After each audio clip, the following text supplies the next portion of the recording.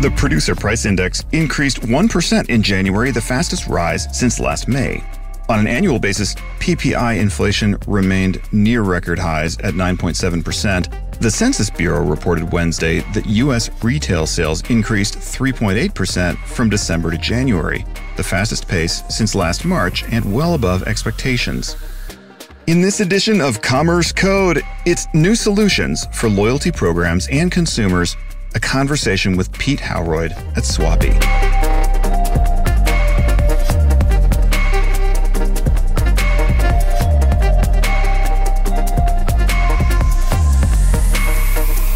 Dan Carell, and this is Commerce Code, brought to you by DCA, the Digital Commerce Alliance. Thanks for joining us for insights into the evolving world of digital commerce.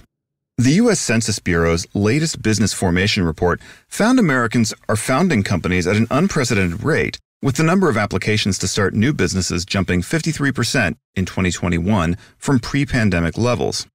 Data from the UK's Companies House shows a similar jump in company registrations in 2020 and 2021. In fact, according to the World Economic Forum, the top 10 countries for new business formation in the first year of the pandemic were the United Kingdom at number 1, with a 101% increase over 2019, followed by the United States, Australia, Germany, Canada, Italy, France, Japan, Brazil, and finally Thailand. This explosion of mostly small businesses is a product of necessity, of course, but it's also the result of available capital, and in no small part it's facilitated by accessible technologies and lower barriers to entry. It's hard to start a new business in a manufacturing economy. It's a lot easier when the physical assets can all be had from Best Buy. Another thing that facilitates new business formation is accessible technology that solves business problems or makes otherwise complex work easier for small companies. Those things lower the complexity barrier to starting and running a business. Many DCA member companies produce solutions like that, which lift the burden of, for example, loyalty program or other fintech management, making it possible for small companies to enter a market and to run a program more easily. Today's conversation with Pete Howroyd of Swappy is a good example. Swappy is a global loyalty super points program that allows consumers to earn and redeem rewards inside the Swappy ecosystem. And for merchants, it simplifies customer acquisition, retention, and advocacy. Pete, thank you so much for joining us today on Commerce Code. Where are you joining us from? Hi, I'm joining you from the UK, just outside of London in the countryside. Beautiful. Well, look, you yourself had a really interesting career working at several Digital Commerce Alliance member companies like Harvey Nichols and Loyalty One, marketing and CRM roles. So why did you want to start a company like Swappy? Yeah, so I've got over 15 years experience working in the loyalty and CRM industry. I've been very fortunate to work for some great brands across my whole career. I have worked for Harvey Nichols, I have direct loyalty for those guys. I also worked with Harrods in the UK, and I lived in Australia for quite a number of years, working and directing loyalty for a few brands over there. And what I really found, having worked for all these brands on the brand side, was that there's very little innovation, or there has been very little innovation within the loyalty industry as a whole. And alongside that, there is always this issue of unused points of currency that sit on balance sheets across different business sectors. And I just thought it was kind of an industry that was ready for change. And I wanted to bring a product to the market using my knowledge that would effectively help to create some change in the market. So that's what we're trying to do. We're trying to inject a bit more innovation and energy into the loyalty industry, really. Fantastic, and agreed on the need for this, and just an interesting solution that you've created. You are in fact speaking at the Digital Commerce Alliance upcoming CardLinks Europe Forum event next week, and you're talking about the blueprint of loyalty. Would love to get, and maybe this is just a distillation of some things you're going to say, but what are the key strategies from your perspective that make up the loyalty blueprint, and how does loyalty fit into an overall business strategy in your view? I'll try not to give away too much of what I'm going to actually say at the presentation. But I think you can distill a loyalty blueprint down into a few basic steps, which haven't really changed much over time, to be honest. The first one I would say is have a very clear objective and vision for the actual program itself before it's built. So many businesses that I've worked with, either as a consultant or on brand side, haven't got this in place, and it really does cause an issue. The second I would say is decide on the design of the program and really be clear in terms of what you're trying to achieve. Another big area for me is partnerships as well. So Swappy is very much focused on partnerships, and it is an area within the loyalty industry which is getting bigger and bigger as businesses learn that as they partner, they actually unlock further loyalty from customers because customers like to be able to shop in multi-category places. Innovation in total, in terms of customers these days, they look for innovation. They want what's new. They want what's going to give them something a little bit different. And alongside that is the kind of reward that businesses give. I think the days of just offering points are over. And I think businesses need to kind of move beyond that a little bit and provide some kind of choice for customers so that they can capture more of the market. I think there's so many different things going on now, from cash rewards to points to products, cryptocurrencies, all kinds of different things that really businesses need to embrace all of that in order to really create a really strong future blueprint for their loyalty program. I'm interested in how you think this all evolves going forward. And obviously, as you've just laid out, there are so many different dimensions to it now. But one very basic one is that more and more people are becoming members of loyalty programs and of more and more different loyalty programs. So how do you think business strategy should evolve in light of all that? I think it is a challenging one with regards to so many different programs out there and so many brands who are going after the same type of customer as well.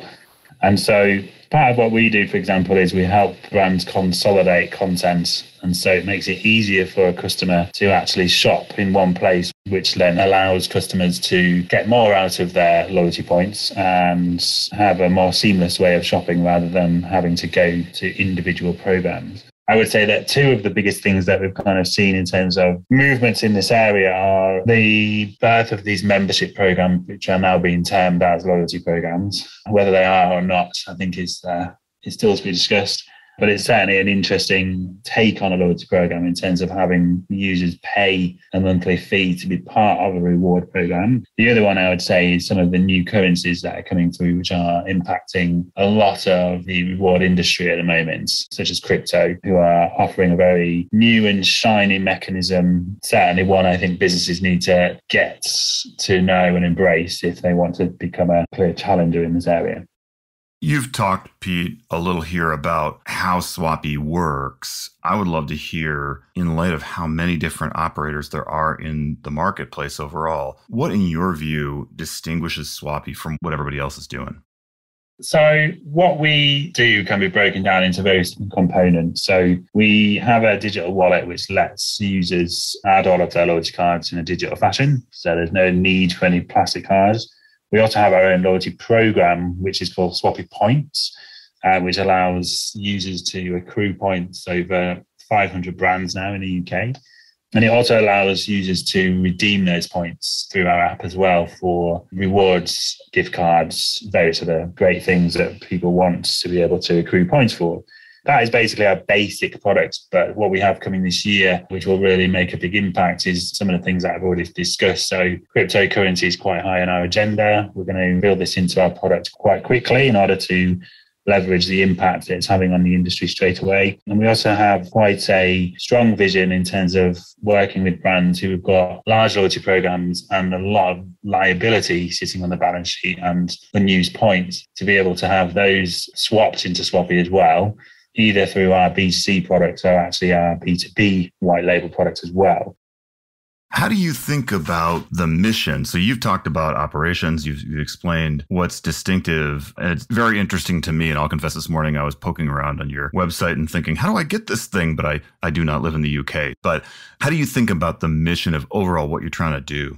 Well, the mission changes quite regularly. I think that is the world of a startup business. But our ultimate mission for Swappy is to have loyalty points and loyalty rewards held in a higher regard as an asset for users, so that you manage everything in one place as an asset, potentially mixing it with cash and crypto, whatever else you have, and that it can all be managed efficiently within one place. So I think it's, in terms of our ultimate vision, it is that we become an asset manager, effectively, of people's rewards, points, etc., etc.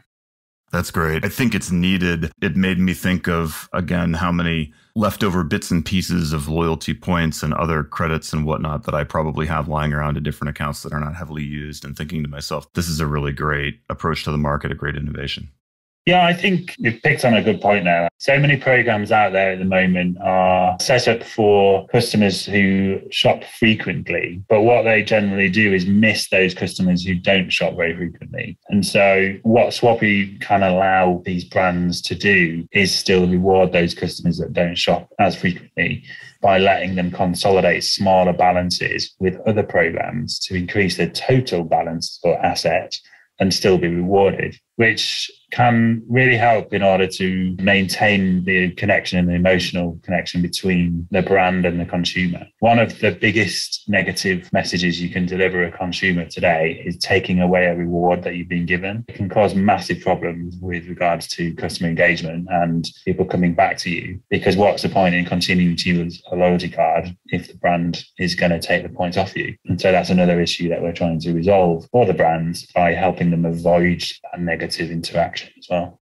Great. Well, look, Pete, we will leave it there. This has been a really interesting conversation and exciting project that you're developing there at Swappy, and we look forward to seeing how it goes. We also look forward to having you for a bit longer conversation next week for CardLinks Europe. Thanks. Thank you very much. Appreciate it. Coming right up, what is money?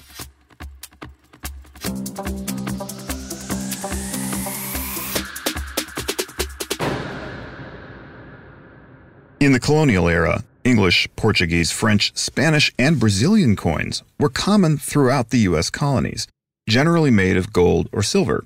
In fact, foreign specie constituted much of the money supply in the United States until 1857, when Congress outlawed, or at least attempted to outlaw, the use of foreign coinage. But coins were by no means the only or even the main medium of exchange in the colonial period. In Virginia, the currency unit was the pound of tobacco, just a paper receipt backed by a pound of tobacco in the warehouse. Many things were used in exchange with Native American tribes, including wampum, which, for the record, were beads fashioned from hard-shelled clams. Rice was regularly used as a means of exchange in South Carolina, and in the North, beaver pelts, fish, and corn were used for exchange as long as someone was willing to accept them as currency. And that's a key point, as long as someone was willing to accept them. We have all lived in a pretty rare era in history, the period since 1944's Bretton Woods Agreement, when the US dollar has been the global benchmark currency more or less undisputed. It's been radically unlike what I described in the US colonial and early republic periods, when many currencies floated around, and one could imagine having a collection of small piles of different forms with all the associated challenges. I've thought of this when Pete was talking about small collections of loyalty points, from the issuer's perspective sitting on the balance sheet with a bit of a question mark over them, and from the recipient's perspective having limited value and probably a limited loyalty and incentive effect because it's only good for a limited range of uses.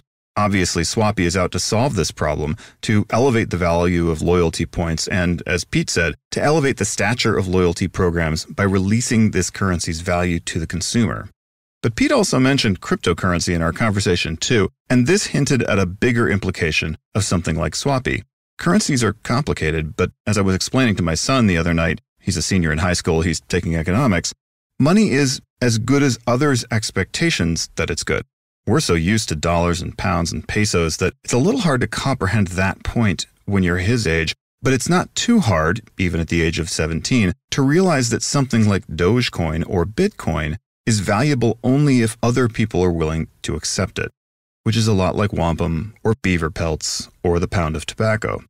One way to increase confidence in the value of something is to increase the ways that it can be used to make it acceptable to more recipients. And because that has a network effect, it increases the value of the currency to everyone, those who spend it and those who receive it. That is going to matter a lot in the world of crypto, of course, and the world of crypto is unpredictable enough, to say the very least, that I wouldn't be surprised if a player like Swappy wound up having a meaningful impact on what constitutes currency for us 10 years from now.